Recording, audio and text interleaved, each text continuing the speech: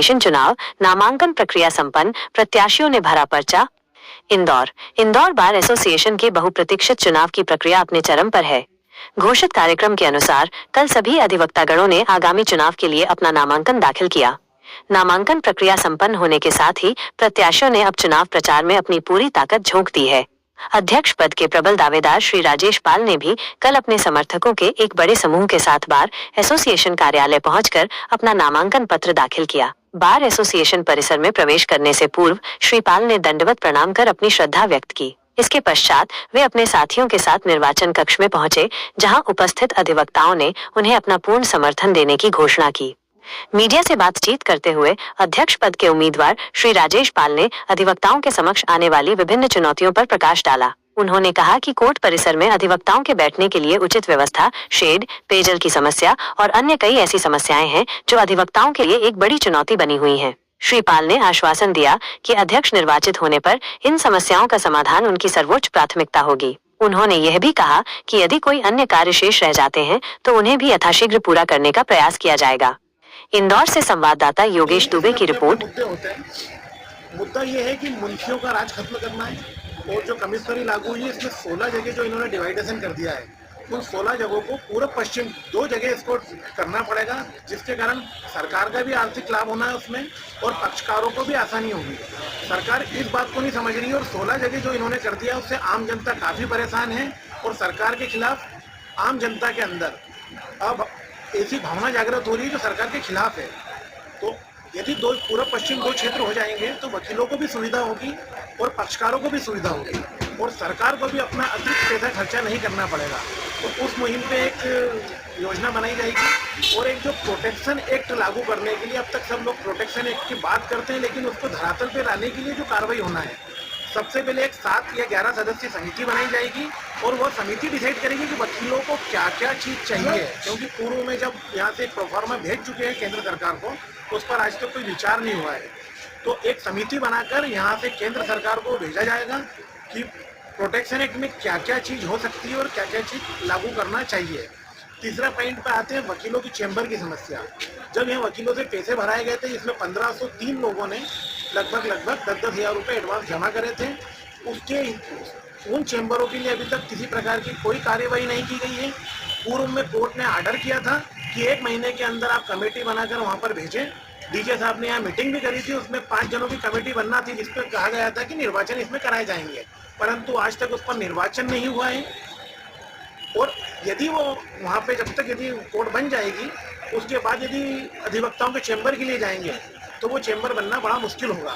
तो हमारा ऐसा प्रयास रहेगा कि चैम्बर नई कोर्ट शुरू होने के पहले ही वहाँ पे सारे वकीलों को चैम्बर अलर्ट हो जाएं और वो चैम्बर के अंदर वकीलों को क्या क्या सुविधाएं मिले। आधुनिक लाइब्रेरी होना चाहिए, वाईफाई युक्त जोन होना चाहिए, वकीलों के बैठने की उत्तम व्यवस्था होना चाहिए, ऐसी सारी सुविधाओं से लेस नई मल्टी होना चाहिए, जिसके लिए वकीलों अपने स्तर पर सब प्रयास किए जाएंगे। और अधिवक्ताओं के लिए स्वास्थ्य संबंधी कोई योजना नहीं है, उन योजनाओं को कैसे लागू किया जाए। सामूहिक बीमा योजना भी हो सकती है और ऐसे कट से लेकर अटैक तक का वकीलों का इलाज हो सके, ऐसे किसी हॉस्पिटल में बात करके ऐसी कोई योजना भी लागू की जाएगी जो वकीलों के और वकील के परिवार के स्वास्थ्य के लिए लाभदायक रहे।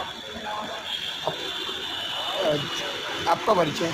राकेश पाल, अध्यक्ष पद का प्रत्याशी, इंदौर अभिभाषक संघ। और किस पद पर आपके नामांकन पत्र दाखिल किया है? इंदौर अभिभाषक संघ के 2025-26 के जो निर्वाचन, 1 वर्ष वार्षिक निर्वाचन है जी, उसमें मैंने सचिव पद के लिए अपना नामांकन पत्र दाखिल किया है। इसमें आपकी चुनाव की प्राथमिकता क्या रहेगी? वचन पत्र में प्राथमिकता क्या क्या है? इस वचन पत्र में जहाँ तक हमारे इंदौर अभिभाषक संघ का जो सवाल है, हम लोग जिस प्रकार एक निवेदन करना चाहता हूँ मैं आप लोगों से, सभी लोगों से, जो क्योंकि हम लोग संविधान से सब बाधित हैं, कि कर्तव्य एवं दायित्व अधिकारों का सृजन करते हैं तथा व्यवस्था, सुविधा और सुरक्षा हमारा अधिकार है, जिससे हम लोग निरंतर वंचित हैं। तो व्यवस्था, सुविधा और सुरक्षा के संकल्प के साथ में इस निर्वाचन में मैं सचिव पद के लिए प्रतिभागी हूँ। आपकी विजय होती है तो पहली प्राथमिकता आपकी क्या होगी? सबसे पहली प्राथमिकता मेरी ये रहेगी कि यहाँ पर हमारा जो इंदौर जिला अभिभाषक संघ है, जो कि मध्य प्रदेश का सबसे बड़ा अभिभाषक संघ होने के बावजूद भी आज भी हम मैनुअल तरीके से हमारा कार्यालय का उपयोग कर रहे हैं, जबकि पूरा भारत देश और पूरे भारत दुनिया में देख रहे हैं हम कब हाईटेक हो गया है, डिजिटल हो गया है। तो सबसे पहले तो हमारे को हमारा जो रिकॉर्ड है वो उसको डिजिटल करना है, और उसके बाद में हमारी जो व्यवस्थाएं हैं हमारे अधिवक्ता साथियों की, हमारी मातृशक्तियों की भी बहुत सारी समस्याएं हैं, उन समस्याओं के लिए आगे कुछ करना है बढ़िया कि ताकि उनको सारी सुविधाएं उपलब्ध हो सके। आपका परिचय? मैं विशाल डी रामटे के अधिवक्ता, इंदौर अभिभाषक संघ इंदौर। आपने किस पद पर नामांकन पत्र दाखिल किया है? मैं उमंग मीठा कार्यकारिणी पद के लिए यहाँ पे कंटेस्ट कर रहा हूँ। आपकी जो वचन पत्र में प्राथमिकता क्या क्या होगी?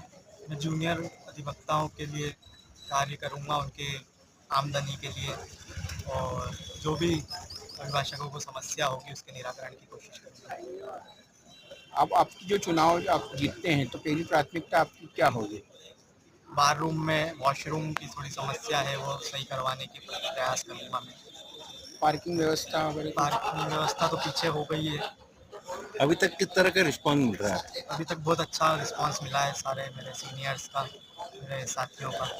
एडवोकेट वकीलों को क्या संदेश देंगे, नए युवाओं को क्या संदेश देंगे कि आप चुनाव में जन भागीदारी कर रहे हैं तो किस तरीके से आपको मतदान करें, आप किस तरीके से अपील करेंगे? बस सबसे निवेदन कर रहा हूँ मैं कि मुझे वोट दीजिए, और मैं सबके लिए। आपका परिचय? उमंग मीठा कार्यकारिणी पद।